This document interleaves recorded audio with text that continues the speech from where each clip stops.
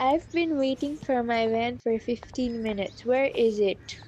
Pause. They are my friends who've been waiting for their vans to arrive on various different occasions. And honestly, that is a perfect setup for today's topic, how math actually solves problems like these. Mathematicians see a city as a graph where each intersection is a node, each road is an edge, where each edge has a weight, time, distance, or traffic. So Google Maps looks at my whole city like a puzzle. Exactly. But we need to measure how far 2 points really are. That is when we sneak in Pythagoras with his distance formula.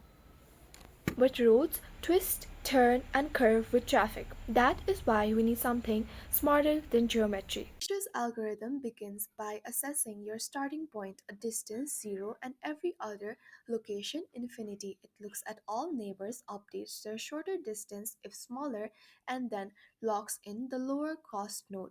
This step is repeated. Pick the smallest tentative distance, explore its neighbors, and update paths. Over time, costs ripple through the network like waves. When destination is reached, the algorithm backtracks along the stored cost, reconstructing the shortest path. That is the math inside GPS. Dijkstra's algorithm guarantees the shortest, most efficient route every time. So math literally runs our world. But there's just one last twist. The real world is never still.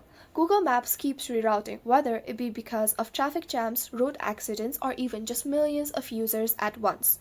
But the math does not stop there. It routes airplanes throughout the continents, optimizes deliveries, and even helps direct data throughout the internet. So, the next time you tap into Google Maps, remember it's not just luck, it's centuries of math theories and algorithms that guide your way.